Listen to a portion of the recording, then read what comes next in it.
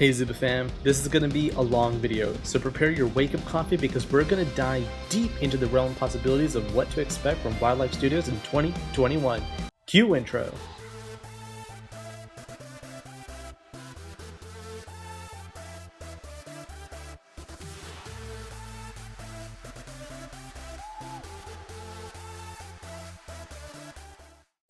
Hello Zoobsters! It's so nice to be here for the first time and show actually our faces. I'm Marco, I'm the content creator manager for Zooba, and with me I have the honor to introduce to you the beautiful face of Ferry. Hi Ferry!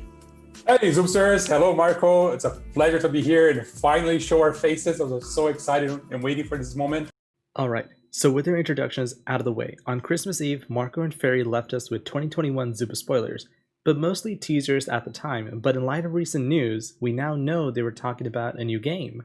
We do have a lot of surprises, some things that we are sure you don't even expect. So, what is this new game? Wildlife is introducing their version of Among Us using Zooba characters. Here is a little bit of a sneak preview on what is hopefully to come very soon.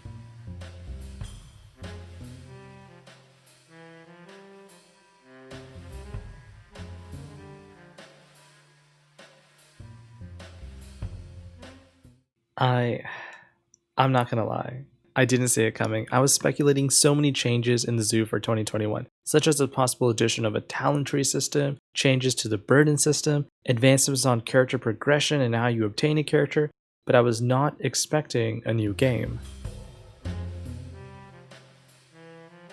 So okay, we're getting a new game. I think this is a really strong and smart move, so long as their goal is to create a mutually beneficial ecosystem where playing one game provides a boost for the other and vice versa. You might be wondering how. Well, even though they will have a large surge of downloads from their Zooba player base, currently Among Us is heavily popularized by YouTubers and streamers such as Disguised Ghost, Valkyrie, and Corpse. My guess is Zooba hopes to attract any one of these talented individuals to promote their game, and if they do, they would be deep in the money.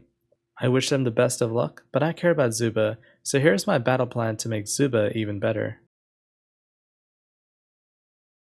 As many of you already know, Zooba has a battle pass. My suggestion is to integrate a shared battle pass system between Zooba and Zooba suspects.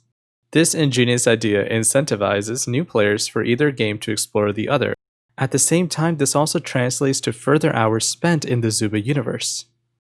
But before we jump to that, I just want to start by addressing the elephant in the room, which is matchmaking. Yes, you heard it right. Zooba is going to resolve matchmaking in 2021. They want a resolution to stop deranking from being a thing. And since they listened to our feedback... And again, the community is playing a big role and your feedback is playing a big role in shaping the future of Zooba. Here are my 2 cents, and drop yours in the comment below. We shall be heard. So we first have to understand how this issue came to pass. Most players, including myself, will farm predator and hunting spree events during solo full. This process involves me deranking. I usually use 2 methods. The standard method is where I equip Jungle Shoes, Holy Sandals, Wake Up Coffee, and Clown Nose. Then I run to the legendary guard, and I let the guard and whoever's around kill me. The Predator method is where I enter a battle, I go for quick kills, and I refuse to heal myself, allowing myself to die a natural noob-like death. I earn event points, I lose trophies, I then meet easier opponents, and the cycle repeats. Though to be fair, some low levels get to kill me and emoji spam my corpse. It's a win-win situation in my opinion. So hopefully by now you understand why event farmers do this, and even if you do, I'll show it to you anyway. Because it's easy gold and I have a life outside of Zooba, believe it or not. Time is money, and the more time I have, the more money I make. Which brings me to my second point, and this one is heavily abused. P.S. I also do this, so I'm not shaming anyone.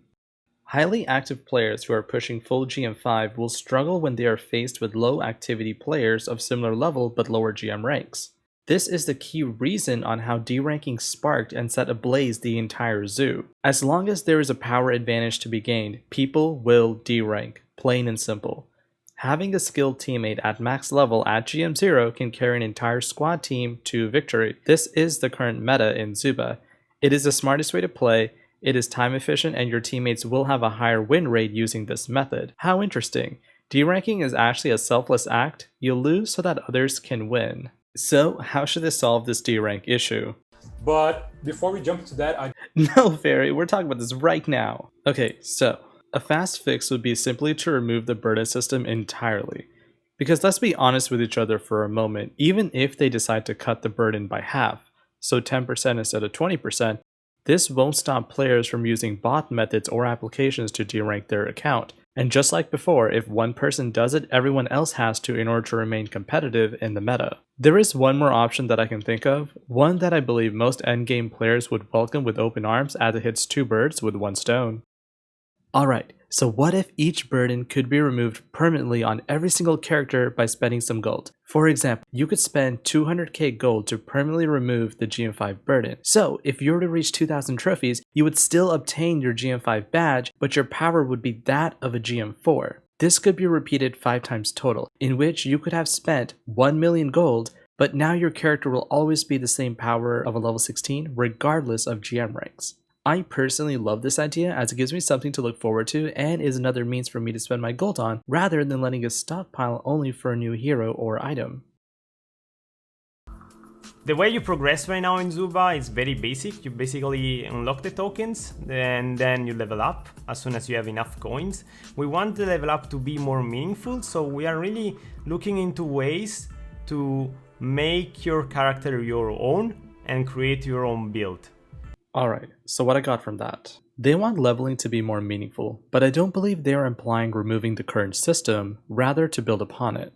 The current system is something most of us have adapted to. It might be the 3 Bs, basic, bland, and boring, but because it is so simple, it is the best foundation to plant a talent tree on. Boom! How do you like that segue? Yes, Zoopsters, I believe that like many other games before Zooba, the talent tree system will fit very easily.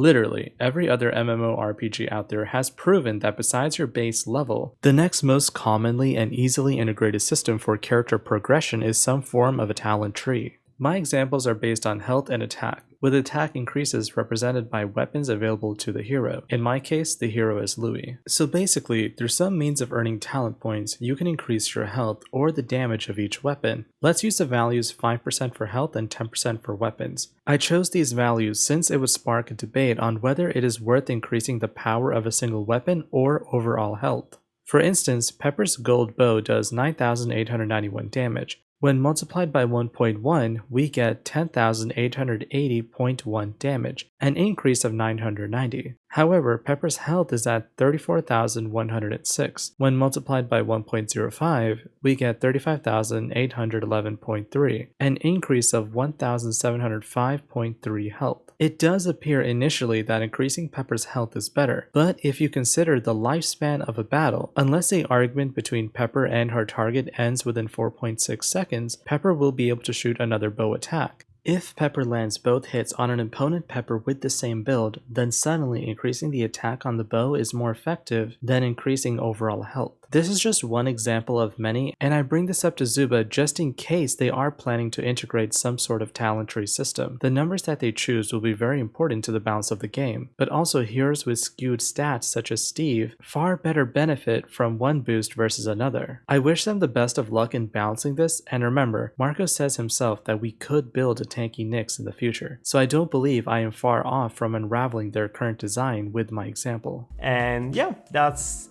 pretty much it. So expect the new level ups to be more meaningful and expect it to be very personal, which means, I don't know, maybe you will be able to create a very tanky Nyx, which is it's very weird to say, but expect the zoo to change a lot. We'll see how it plays out. We can't wait to share more. Thank you for making it to the end of this video. Please remember to like, sub, and join to support this channel. Also, if you are interested in really cool Zooba merch, please check out the Redbubble link on your screen.